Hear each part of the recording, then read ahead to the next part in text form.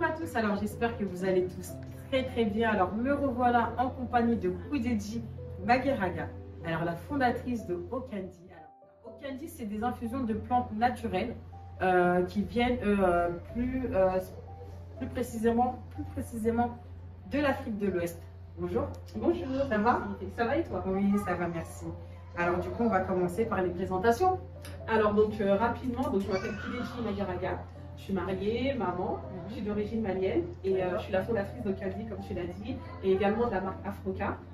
Je suis salariée dans l'IT et voilà pour la présentation. Pour la présentation, très bien. Alors parle-moi de ton activité et pourquoi avoir choisi ce secteur? Alors c'est une très bonne question et je vais l'expliquer tout simplement. En fait, ce qui s'est passé, c'est que j'étais en congé maternité, c'était pour ma seconde grossesse. Et à ce moment-là, voilà, j'étais à la maison, je m'occupais du premier qui allait prendre la crèche. Et à ce moment-là, je réfléchissais, je voulais consommer plus sainement, plus naturellement. Et je demande conseil à ma mère qui me dit prends le ramaret, c'est très bien. Donc le ramaret, c'est la racine de vétiver. Donc je connais déjà, mais je lui dis non, je veux quelque chose de différent, de plus innovant. Je dis, laisse l'innovation tranquille, prends la racine de vétiver, c'est très bien pour les enfants. C'est naturel. C'est naturel, il n'y a rien de mieux. Et je lui dis ok d'accord, donc je lui dis ok, donc je raccroche et tout, et elle me rappelle, elle fait tu veux que je te ramène? Je lui dis oui vas-y, alors que mon placard rempli de ramarais, donc elle m'en ramène et tout, donc je lui dis bon allez, je vais quand même faire l'effort, donc je commence à utiliser la racine et tout, et je trouve que c'est pas pratique. C'est la longue racine, voilà, la racine vétiver, pour ceux qui ne connaissent pas, c'est des longues branches qui peuvent faire jusqu'à 1 mètre voire 3 mètres pour celle d'Haïti, et on met ça dans la casserole ou dans la bouteille d'eau et on boit tout au long de la journée. Et je trouve ça pas pratique. Donc je commence à dire, bon, je vais quand même l'utiliser. Et là, je coupe en morceaux, je le mets dans les boules à thé, sachets de thé. Et je me dis, waouh, c'est trop bien. Et là, je l'utilise et je sens la différence. Et je me dis, mais c'est génial. Donc j'appelle ma mère, je lui dis, mais c'est trop bien, ramarais. Mais bien sûr, c'est ce que je t'ai dit. C'est la base. Et à partir de là, j'ai commencé à faire des recherches, que ce soit des recherches scientifiques, voir comment ça se passe au pays, ici en France. Et c'est comme ça que Okandi est né. Donc c'est vraiment l'idée de consommer sainement, naturellement. Il y a l'histoire aussi des traditions. Apporter cette touche de modernité. Et voilà comment. Après, c'est vrai que maintenant, de nos jours, on revient tous au naturel. Hein. Exactement. On en a assez des produits chimiques et tout ça, et retour aux sources en fait. Exactement, c'est exactement ça. Alors, tu m'as parlé un peu de ton parcours, mais je voudrais en savoir un tout petit peu plus. Alors, quand est-ce que tu as eu exactement l'idée, à quel âge? Ça s'est fait en octobre 2020. Non, pardon, c'était en janvier 2020. L'année 2020, en fait, c'est pendant le confinement. D'accord, c'est vraiment récent. Exactement. C'est vraiment tout récent. Pendant le confinement, j'ai eu l'idée et j'ai commencé à chercher. Donc, comme je l'ai dit, j'étais enceinte et j'ai lancé le projet. Et j'ai commencé à tester donc, avec la famille, les amis pour avoir un retour. Ce qui est important pour moi, c'est vraiment de mettre en avant la pharmacopée africaine. Il y a énormément de plantes, il y a énormément de vertus et de bienfaits. Et donc j'ai pris des cours, je me suis rapprochée de spécialistes pour savoir de quoi je parle et avant de me lancer dans cette aventure, et je continue d'ailleurs à le faire. La pharmacopée, en fait, c'est les plantes, toutes les plantes, donc toutes les plantes africaines. On va parler de la phytothérapie africaine, c'est le fait de se soigner avec les plantes. Ok, parfait.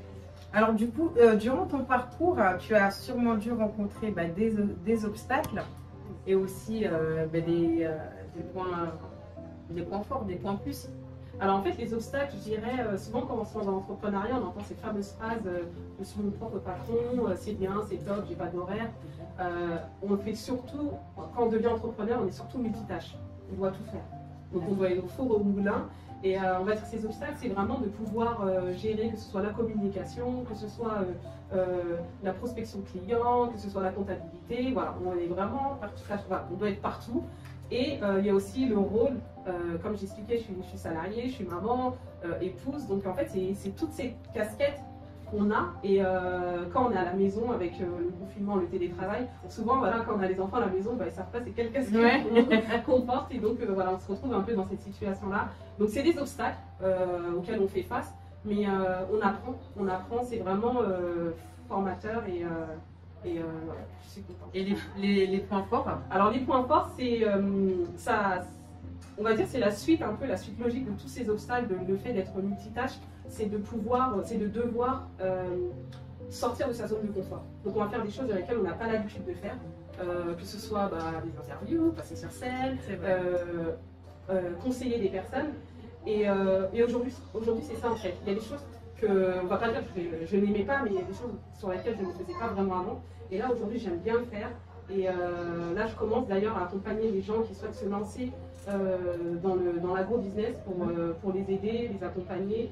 Et c'est quelque chose voilà, que j'ai découvert. Même le fait de pouvoir de présenter, d'organiser un événement, de le présenter, c'est des choses voilà, qui sont nouvelles, donc que j'apprécie et que j'aime bien. Donc l'entrepreneuriat nous ouvre des portes. Nous ouvrons des portes, exactement. Alors Khoudiedji, dis-moi, quel est ton dernier mot de la fin? Quel conseil devrais-tu faire passer aujourd'hui aux personnes qui regarderont cette vidéo-là? Alors pour les personnes qui souhaitent se lancer dans l'entrepreneuriat, pour moi ce qui est important, c'est de passer à l'action. On a beau cogiter, on a beau chercher la meilleure idée, de trouver en fait les choses soient carrées avant de se lancer. Le plus important, c'est de passer à l'action. On va passer à l'action, il y aura des hauts, des bas, mais ce qui est important, c'est vraiment de faire ce premier fameux pas qui va nous permettre d'être entrepreneur et de pouvoir faire les choses et d'avancer. Donc voilà, mon conseil serait vraiment lancez-vous et rien n'est parfait et il y a tout à faire. Très bien. On arrive à la fin de cette interview-là. Merci beaucoup, Khoudiedji. Merci à toi. Et on se dit à très bientôt pour une prochaine vidéo. Au revoir. Au revoir.